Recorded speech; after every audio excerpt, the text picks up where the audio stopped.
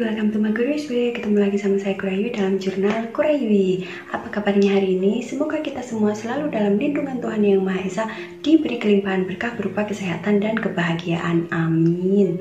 Kembali membahas tentang GERD dan anxiety. Bahasan kali ini adalah olahraga apa yang aman untuk penderita GERD dan anxiety. Jadi dalam proses sembuh dari GERD itu kan saya menerapkan 3P ya.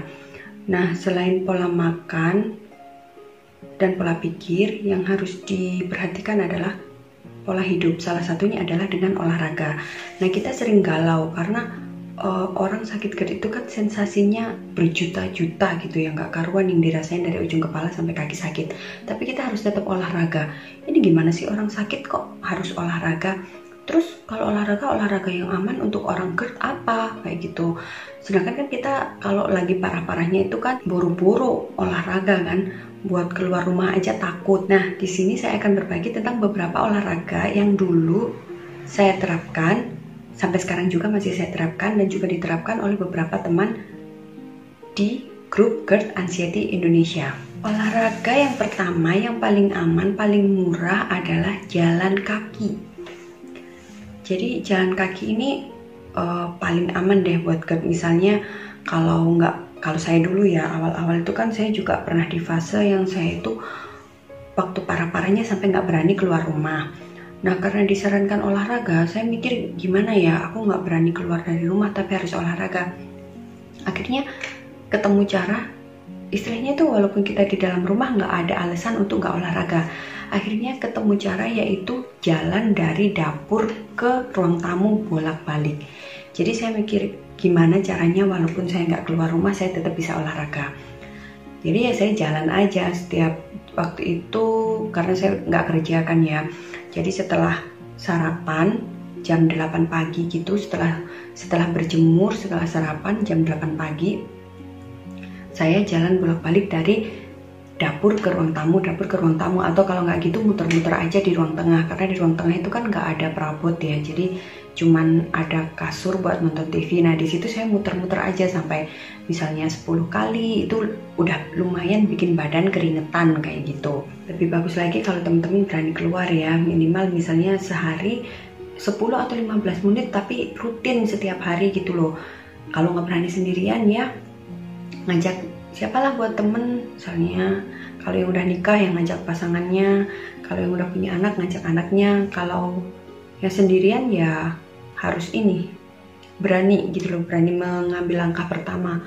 Saya dulu juga waktu masih dalam proses sembuh itu sendirian juga, sempet galau juga gimana kalau saya nanti pingsan di jalan, gimana di tengah-tengah olahraga pingsan di jalan. Tapi akhirnya ya udahlah, bismillah, ambil langkah pertama. Dan alhamdulillah emang nggak ada apa-apa gitu loh.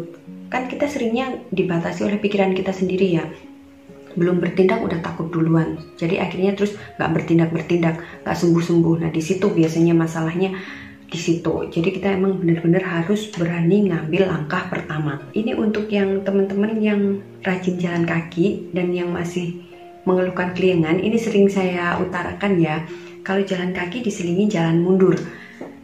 Ini saya nggak maksudnya kalau ditanya dasarnya apa gitu saya nggak bisa jelasin, karena saya juga dapat ilmunya dari grup GERD Anxiety Indonesia, lalu saya terapkan ke saya, kok ada hasilnya, jadi saya bagi. Kalau ditanya misalnya disuruh dokter siapa, profesor siapa, saya nggak bisa jawab gitu, karena saya dapatnya dari grup GERD Anxiety Indonesia. Kalau nggak salah waktu itu saya dapatnya dari Kak Indah.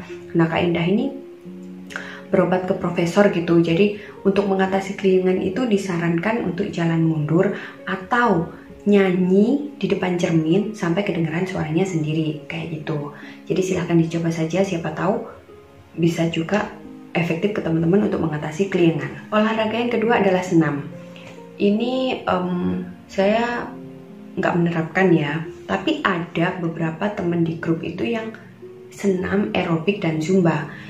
Ini pun nggak ada alasan untuk nggak bisa gitu ya, karena di zaman internet ini kan semua serba mudah gitu. Misalnya kita nggak bisa ikut kelas senam, nggak bisa ikut kelas aerobik atau zumba, tapi kita ada HP, ada internet, kita bisa nonton YouTube, dan dari YouTube kita bisa senam di rumah. Ini juga kalau teman-teman yang seneng senam, sebelumnya punya hobi senam, zumba, gak apa-apa dijalani lagi, asalkan ini loh, sesuai batas kemampuan aja. Dulu saya juga sama dokter saya disarankan aerobik gitu, karena saya kan juga ada darah rendah ya. Di tengah perjuangan GERD itu pun darah rendahnya kambuh, jadi itu disaranin coba deh kamu ikut aerobik, karena bisa jadi jalan kaki aja itu nggak cukup untuk melancarkan peredaran darah di tubuh kamu. Jadi coba deh ikut aerobik, dokter saya menyarankan seperti itu. Jadi silahkan saja buat teman-teman, boleh juga dicoba, karena di grup juga banyak teman-teman yang olahraganya ini senam aerobik sama zumba, dan itu dilakukan di rumah. Mereka nonton YouTube ikutan senam. Yang penting tubuh tetap bergerak, tetap olahraga, tetap berkeringat gitu. Insya Allah itu bakalan memberi kesehatan dan gak berlebihan juga intinya ya. Olahraga yang ketiga adalah bersepeda. Ini juga banyak teman-teman di grup yang menerapkan ini, bahkan admin dan moderator juga ada yang menerapkan ini ya. Ini juga nggak ada alasan, misalnya kalau takut bersepeda di luar, yang bisa beli itu loh kan, ada sepeda sepeda stationary bike ya kalau nggak salah namanya, yang kayak di fitness itu loh, yang bersepeda di dalam ruangan. Nah, kalau teman-teman sebelumnya hobi bersepeda tapi takut mau bersepeda di luar karena kondisi belum fit bener gitu ya, bisa bersepeda di dalam ruangan, itu nggak apa-apa gitu loh. Itu juga banyak teman-teman yang menerapkan itu. Bahkan saya sendiri tuh pengen gitu ya, kalau ada rezeki pengen beli yang sepeda kayak gitu. Jadi misalnya kalau lagi hujan gitu kan, kita nggak bisa jalan-jalan keluar, bisa bersepeda di dalam rumah kayak gitu pengennya. Semoga aja Gusti Allah mengijabahi, amin. Olahraga yang keempat adalah berenang. Salah satu olahraga yang aman bagi penderita GERD adalah berenang. Saya sendiri juga menerapkan ini dulu. Jadi sebulan 2-3 kali itu saya menyempatkan diri untuk berenang, karena selain olahraga, maksudnya dapat olahraga tapi juga dapat refresh pikiran juga ya, karena di tempat tinggal saya itu ada di desa tetangga itu kayak sumber mata air dijadikan kolam renang gitu loh. Jadi masih suasananya itu di bawah kaki di bawah kaki gunung, bukan gunung sih, di bawah bukit gitu ya, di kaki bukit gitu. Jadi masih alami. Jadi kalau ke sana nggak cuman olahraga fisik dengan berenang, tapi olahraga pikiran juga. Jadi pikirannya di-refresh. Teman-teman juga boleh cobain ini ya, berenang.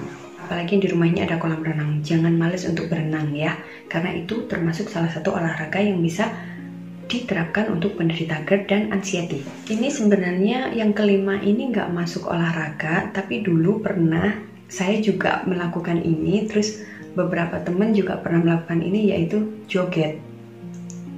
Jadi karena kalau kita dulu itu kan nggak berani keluar, terus kadang kan mau ikutan senam, kalau senam aerobik atau zumba itu kan kadang ada yang terlalu kayak gerakannya itu terlalu powerful, jadi kita tuh takut gitu kan mau nyobain. Nah, jalan tengah yang dipilih adalah joget. Jadi setelah pemanasan ringan, seperti itu loh, kalau dulu kita sekolah SD itu kan ada senam setiap pagi itu ya, SKJ. Nah, pemanasan ala gitu, terus selanjutnya joget. Kalau istilah orang Jawanya tuh pokoknya joget, gerakin tubuhmu, itu kan bisa nanti tubuh kita berkeringat. Terus kalau kita dengerin musik yang kita senengin sambil joget itu kan kita juga bisa happy. Jadi fisiknya juga dapat manfaat dari olahraga, terus psikisnya juga happy. Kalau kita seneng gitu kan jadinya ya sehat gitu ya. Kalau kita bahagia insya Allah juga sehat gitu kan bawaannya, nggak stres gitu. Jadi yang males jalan kaki, males senam, males bersepeda, males renang, joget aja, insya Allah itu juga memberikan efek yang bagus buat tubuh gerak, berkeringat, sehat, terus pikiran happy, juga bikin sehat. Olahraga lain yang juga diterapkan teman-teman di grup GERD Anxiety Indonesia yang saya amati ya, ada juga yang ini menjalankan hobinya badminton, terus futsal, basket. Itu juga nggak apa-apa sih, bahkan ada yang mulai fitness kayak gitu.